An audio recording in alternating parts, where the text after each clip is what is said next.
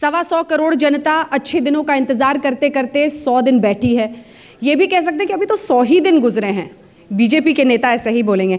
कई खास मेहमान हमारे साथ इस चर्चा में जुड़ रहे हैं। मोदी की पहली परीक्षा, हम बात करेंगे उन 4 राज्यों की जहां पर चुनाव होने वाले हैं, क्योंकि बाई इलेक्शन से एक तरफ, लेकिन जिन 4 राज्यों में चुनाव होने वाले हैं वो एक अहम परीक्षा के तौर पर अब सामने है इस सरकार के सामने। हमारे साथ इस बहस में शामिल होंगे धर्मेंद्र प्रधान जी, पेट्रोलियम मंत्री। तालियों से प्लीज स्वागत कीजिए, क्योंकि लंच के बाद अब सबको जागना है, इस बहस में शरीक होना है। संजय निरुपम जी हमारे साथ कांग्रेस पार्टी के नेता इसमें शामिल होंगे। तारिक अनवर साहब जनरल सेक्रेटरी एनसीपी, और केसी त्यागी जी राज्यसभा सांसद जेडीयू से। बहस की शुरुआत करते हैं। आप सभी का स्वागत है। 4 राज्यों में जहां चुनाव होने वाले हैं, महाराष्ट्र, जम्मू कश्मीर, हरियाणा, झारखंड, वहां पर पहुंचने की कोशिश करते हैं। धर्मेंद्र प्रधान जी पेट्रोलियम मंत्री हैं और अभी अभी 2 बार खुशखबरी लाए हैं लोगों के लिए, कुछ कीमत घटाकर। घटी है, हालांकि वो अलग मुद्दा है कि डी कंट्रोल्ड है प्राइसेस। लेकिन धर्मेंद्र प्रधान जी, इन 4 राज्यों में से कितने राज्यों में आप हथिया पाएंगे? क्योंकि ये बहुत महत्वपूर्ण है, महंगाई और ऐसे तमाम मुद्दे हैं जो शायद जनता उसको लेकर बहुत खुश ना हो। तो इन 100 दिनों में जो कुछ किया है वो 4 राज्यों को पाने में कितना काम आएगा?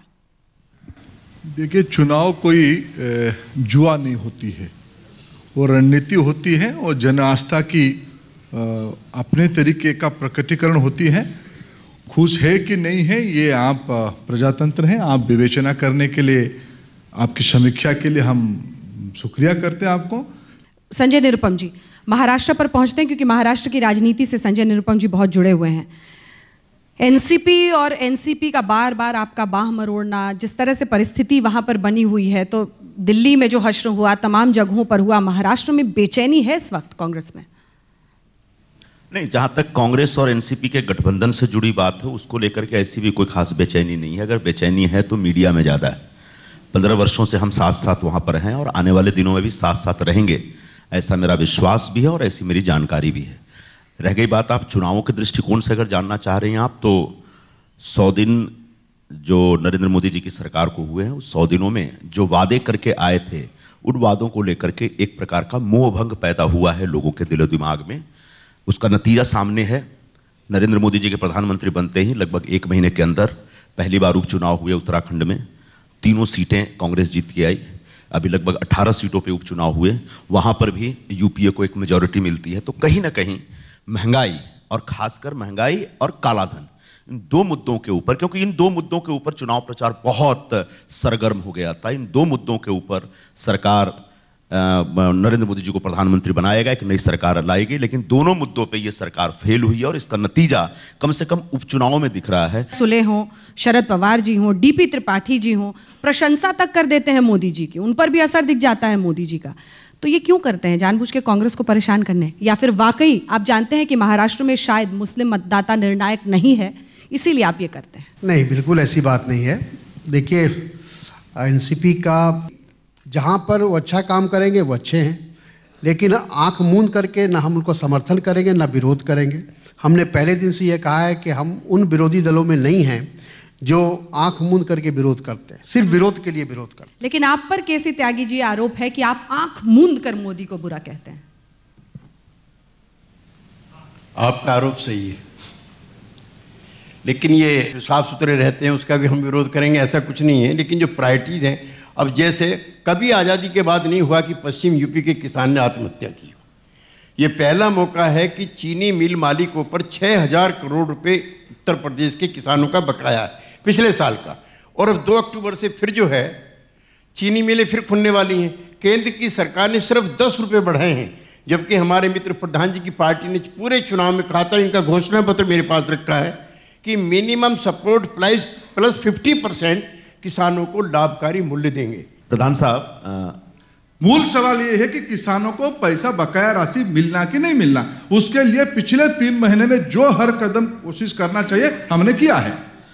अच्छा, शक्कर के भाव कम होने चाहिए, ये चुनाव प्रचार के दरमियान एक बड़ा मुद्दा था। और जब शक्कर का भाव कम करने का विषय आया, तो आपने शक्कर का भाव कम करने के नाम पे शुगर मालिकों को, शुगर फैक्ट्री के मालिकों को एक तो 4-5 हजार करोड़ रुपए देते हैं, ये कह के कि आप किसानों को पैसे दो। किसानों को एक पैसा नहीं मिला, ये विषय रख रहे हैं, त्यागी जी। और दूसरा, आप शुगर का जो एक्सपोर्ट प्राइस है उसको बढ़ा देते हैं, मिनिमम एक्सपोर्ट प्राइस फिक्स करते हैं, जिसकी वजह से सस्ती शुगर नहीं आ पा रही है। ये एक विषय है। एसआईटी के संदर्भ में जो प्रधान साहब ने कहा, आप अपना चुनाव प्रचार का वादा याद करिए। नरेंद्र मोदी जी और राजनाथ सिंह जी ने वादा किया था कि मुझे सत्ता दो, 100 दिन में काला धन लेके आ जाऊंगा। 100 दिन में एसआईटी बनाने का वादा नहीं था आपका। 26 मई को आपकी सरकार ने ओथ लिया है, 31 मई लास्ट डेट थी सुप्रीम कोर्ट के ऑर्डर की कि बिफोर 31 मई आपको एसआईटी बनानी है। तो आपने कोई मेहरबानी नहीं की, आप एसआईटी बना करके ज्यादा से ज्यादा सुप्रीम कोर्ट को संतुष्ट कर रहे हैं। सुप्रीम कोर्ट ने आपको वोट नहीं दिया, आपको वोट दिया इस देश की जनता ने, और देश की जनता ने इस उम्मीद में वोट दिया था कि आप आएंगे तो काला धन लाएंगे। पूरी जनता को भूल जाओ, कम से कम बाबा रामदेव को तो याद करिए कि आपको कौन पिछले 3 साल मेहरबानी करने में रुकवाया था। अच्छा, ये हमारे सामने संजय भाई आप भी बात को थोड़ा प्रतिपक्ष को भी सुनिए, मौका भी दीजिए बात करने का। आपकी इस तर्क का आप शब्दों में, मैं हिंदी भाषाभाषी इलाका से नहीं आता, अगर मेरे हिंदी को लेकर आप अन्यथा करोगे, क्षमा चाहता हूँ। आपके हिंदी का सम्मान, आज हिंदी दिवस है, इसीलिए कम से कम मैं गैर हिंदी भाषाभाषी आज हूँ, हिंदी कह रहा हूँ, आप लोग थोड़ा तो मार्क दोगे। मूल विषय है कि उस दिन हमारे भारत सरकार के सामने यह भी ऑप्शन था, हम डेट एक्सटेंड कर सकते थे। आपने पिछले 3 साल से उसकी निर्णय के ऊपर आप बैठे थे। हमने हिम्मत दिखाई, हमने पहला निर्णय किया, हम एसआईटी गठन करेंगे, हम उसमें पूरा तह तक जाएंगे, दूध का दूध, पानी का पानी निकालेंगे। हमने कदम उठाया, आपने 3 साल कदम नहीं उठाया। इसके लिए सरकार ने कोई समय निश्चित किया होगा ना कि 1 साल 6 महीना, कितने दिनों के अंदर ये आपका काम पूरा होगा, कुछ अंदाजा है? देश को बताएंगे आप? तो सुप्रीम कोर्ट खुद ही मॉनिटरिंग कर रहा है उसको, उसमें ये शर्त था कि सुप्रीम कोर्ट मॉनिटर्ड एसआईटी होगी। तो चुनाव में वादा करते समय सुप्रीम कोर्ट की मॉनिटरिंग याद नहीं थी आपको? देखो, आपको चुनाव की बात मत जाइए। अरे चुनाव की बात नहीं जाएंगे। चुनाव में हमने जो वोट ही लोगों ने उस आधार पे दिया, आपको लोगों ने, प्रधान साहब आपकी पीड़ा में समझ सकता हूं, चुनाव आपको एक डरावना सपना दिखता। अभी भी हमने जो प्रतिबद्धता किया था, पहला निर्णय काला धन इस देश में वापस आए, जो विधि संबंध उस कानून को उस कदम को हमने उठाया है। ठीक है, हम चुनाव हार गए, हमारे लिए डरावना सपना है, मान लिया, लेकिन आपने लोगों को बहुत खुशनुमा सपना दिखाया था, वो सपने तो चकनाचूर हो रहे हैं। आप कह रहे हैं कि चुनाव में जो बोला, एक मिनट, आपने बोला चुनाव में हमने जो बोला उस पे मत जाइए। साहब, लोग वोट देते हैं नरेंद्र मोदी जी के भाषण पे, लोगों ने वोट दिया बीजेपी के मैनिफेस्टो पे, लोगों ने वोट दिया राजनाथ सिंह जी के वादे पे। और आप संजय भाई फिर आप स्वीकार दिखने के लिए, प्रधान साहब आप स्वीकार करिए, सत्य दिखने के लिए अक्षम हो तो मैं दुखी हूं। नहीं प्रधान साहब, उसके लिए मेरे पास नहीं प्रधान साहब, प्रधान साहब एक मेरा रिक्वेस्ट है, निवेदन है कि आप स्वीकार कर लो कि आपने जो चुनाव प्रचार में कहा था कि 100 दिन में काला धन लाएंगे, वो गलत था। आप स्वीकार कर लो, हम अपनी बात वापस।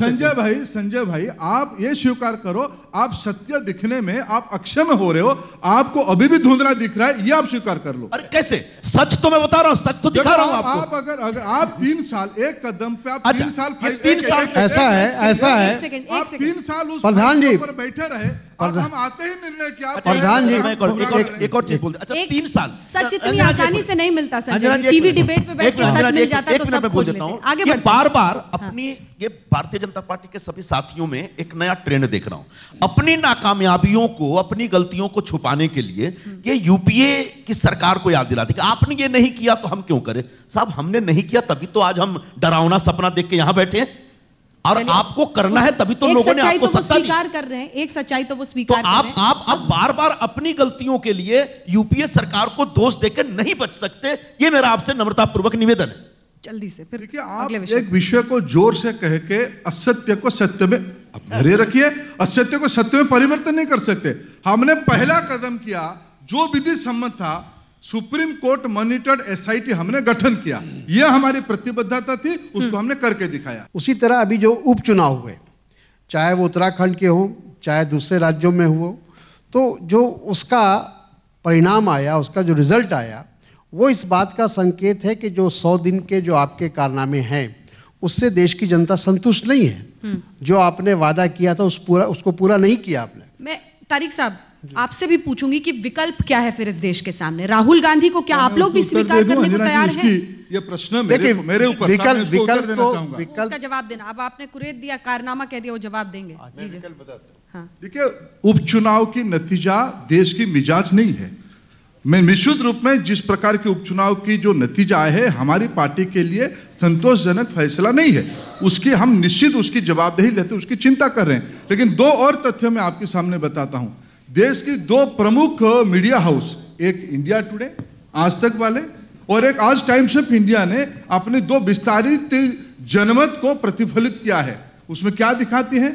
लगभग 55 से 60% लोग नरेंद्र मोदी जी के नेतृत्व को स्वीकार करते हैं, उनको पसंद करते हैं। इसी से विकल्प पर आ जाते हैं। ये राष्ट्रीय स्तर की तथ्य भी है। राहुल गांधी का नेतृत्व आपको स्वीकार है? देखिए, ऐसा है, विकल्प तो जनता बनाती है। नेता भी तो होगा, चेहरा भी तो होगा। नरेंद्र, काल्पनिक बात मत बनाइए, आप जवाब दीजिए। वो समय बताएगा, समय जब आएगा तो खुद विकल्प तैयार हो जाएगा। नरेंद्र मोदी जी 1 साल पहले तक कोई देश के प्रधानमंत्री बनेंगे कोई सोच नहीं रहा था, लेकिन विकल्प बने वो, क्योंकि लोगों को कांग्रेस या यूपीए से जो नाराजगी थी वो कहीं ना कहीं उसको जाहिर करना था। राहुल गांधी का नेतृत्व आपको स्वीकार है? अब ये समय आएगा तो उस पर तय करेंगे हम लोग। उस वक्त नहीं, एक मिनट, आप राहुल गांधी जी के किसी को बार बार विशेष रुचि लेके सवाल पूछ रही हैं। अभी तो देश ने नरेंद्र मोदी को नेतृत्व सौंपा है। 5 साल तो नरेंद्र मोदी के नेतृत्व की व्याख्या होगी, मूल्यांकन होगा, उसके बाद हम तय करेंगे कौन नेतृत्व करेगा। लेकिन एक मजबूत विपक्ष भी तो आएगा ना देश विपक्ष को। जिस तरह का कमजोर विपक्ष तो अभी आपको ये कमजोर विपक्ष दिख रहा है यहाँ पे। अभी आप हाथ मिलाइए। हमारे जो सवाल हैं, हमारे सवाल है कमजोर दिख रहा है आपको। अब आप देखिए कि कांग्रेस की ऐसी हालत हुई है इतिहास में पिछले वर्षों में जैसी अभी हालत है। देखिए, ऐसा है, स्थिति हुई है तो कोई वजह होगी। जो घोड़े पे चढ़ता है वही गिरता है। चुनाव लड़ेंगे तो हारेंगे या जीतेंगे। कांग्रेस के इतिहास, कांग्रेस ऐसा है, हाथ में घोड़े का लगाम दिया है उस पर नहीं सोचेंगे। नहीं, बिल्कुल लगाम हम संभालेंगे, हम फिर से आलोचना के परे है। वही राहुल गांधी लगाम संभालेंगे और फिर से इस देश का नेतृत्व करके दिखाएंगे। ये मैं उनसे सुनना चाहती हूँ, क्या एनसीपी इसके लिए तैयार है? क्या त्यागी जी इसके लिए तैयार होंगे? देखिए अंजना जी, ऐसा है कि समय सब कुछ निर्धारित करता है। हम ये मत समझिए कि हम ये जो विपक्ष है कमजोर है।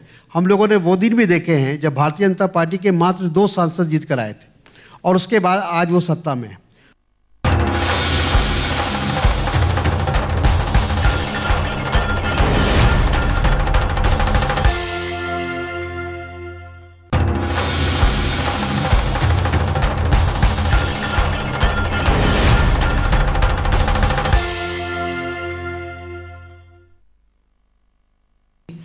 मिशन 44 तो समझ में आता है।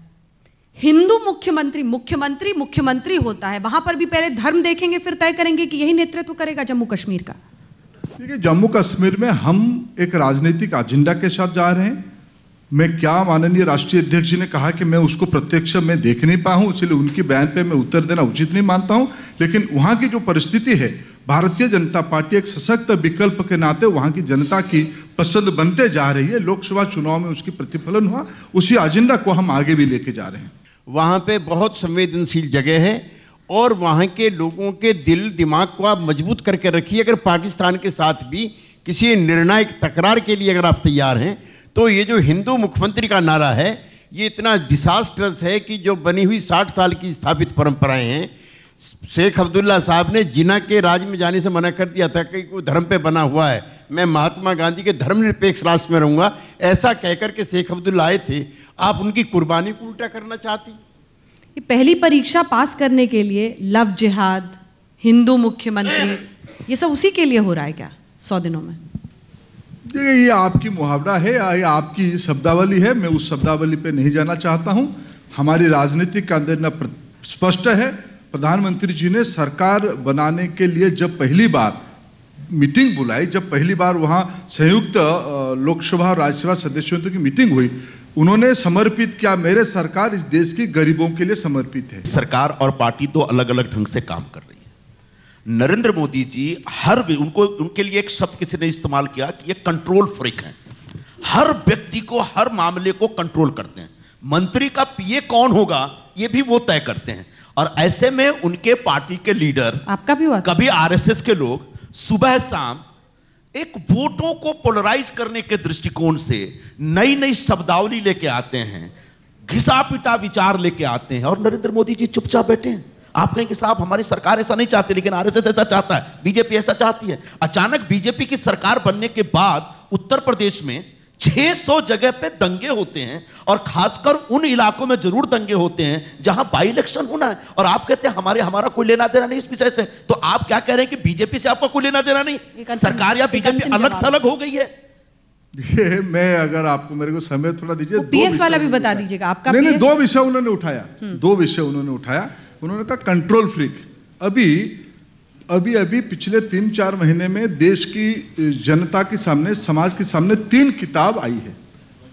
पिछले सरकार की माननीय प्रधानमंत्री जी की जो, फिर आप इतना एक तरफा सोचना चाहते हो, आप आलोचना भी सहन करने के मूड में नहीं हो संजय भाई। 10 साल संजय भाई थोड़ा आप सुनो तो सही, आप थोड़ा आलोचना भी सुनना, अभ्यास करो। 10 साल आलोचना सहे, अभ्यास करो। अब आप अपना अभ्यास बताइए। आप पहले थोड़ा सत्य को सुनने की अभ्यास करो। आपकी सरकार के सामने कंट्रोल नहीं था, किसके हाथ में था? तीनों किताब में स्पष्ट है। बाकी आपने दंगे के बारे में बात कर, वो मान लिया। आप अपने कंट्रोल के बारे में बताइए। चलो, आप जिसको मन का ना, कुछ आपके मन में कुछ डरावनी सपने अभी भी उतर नहीं रहा है, इसलिए आप उस शब्द पे जा रहे हो। कंट्रोल किसके हाथ में है? तीनों किताब में स्पष्ट है। बाकी आपने भी कहा कि दंगे के बारे में आपकी युवराज साहब ने एक हवा खड़ा किया, वेल पे चले गए कि देश की स्थिति के बारे में चर्चा होनी चाहिए। हमने चर्चा के लिए तैयार हुआ, लोकसभा में चर्चा के लिए हम तैयार होंगे। क्या आपकी युवराज चर्चा के लिए तैयार हुए? चर्चा में अपना पार्टिसिपेशन रखा? अरे पार्लियामेंट छोड़ के भागे आप। सिर्फ आपको क्या आता है? थूको और भाग जाओ। आप चर्चा के लिए तैयार हो क्या? आपकी पार्टी की तथाकथित नेता युवराज लोकसभा में चर्चा में पार्टिसिपेट करके सरकार को कटघरे में खड़ा किया। क्या पूरे कोई तथ्य ही नहीं है, कोई आधार ही नहीं है, मन गढ़ंत बात कहते हो, इसीलिए आपको ये हसरत हुई। अच्छा, एक मिनट प्रधान जी, पूरे यूपी में 600 दंगे हुए, मनगढ़ंत बात है? एक दंगों के नाम पे पूरे देश को पोलराइज किया जा रहा है, ये मनगढ़ंत बात है। और ये दंगे होते रहेंगे, पोलराइजेशन होते रहेंगे तब तक, जब तक हमारे युवराज बोलेंगे नहीं तब तक। ये असत्य है। अच्छा, युवराज नहीं सुन रहे इसलिए आप बोलते रहेंगे। यूपी में आप ही की मित्र लोगों की सरकार है, आप ही की सरकार है, उसकी लॉ एंड ऑर्डर की जवाबदेही आप ही के हाथ में है। मंदिर पे आरोप लगाते हैं। मंदिर पे लाउड स्पीकर लगना चाहिए। यूपी में हमारे सहयोगी ने बोला था। क्या ये भारतीय जनता पार्टी के एजेंडा में था?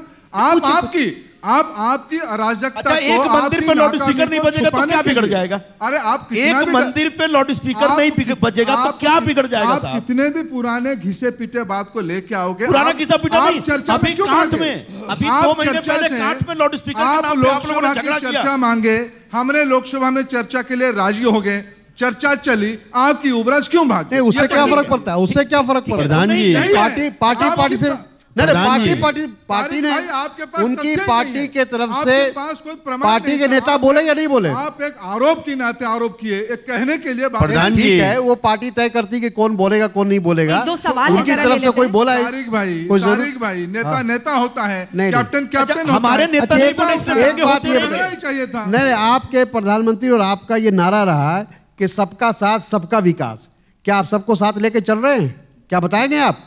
आपके 282 मेंबर पार्लियामेंट से कितने मुस्लिम है उसमें, कितने क्रिश्चियन है उसमें, कितने सिख है उसमें? तारिक भाई आपकी राज्य से ही एनडीए की मुस्लिम नेता आपके पुराने मित्र को हम जिता के लेके आए। एक आप 542 में एक मेंबर पार्लियामेंट को आपने जगह दी और उसको भी आप जिता के नहीं लाए। वो महत्वपूर्ण है कि उनको भी आप जिता के नहीं लाए। आप तारिक भाई, आपकी पड़ोसी, आप ही के पार्टी के, आपके पूर्व पार्टी के प्रदेश अध्यक्ष थे, क्या मजबूरी हुई कि वो हमारी गठबंधन में आके नेता बन के आए?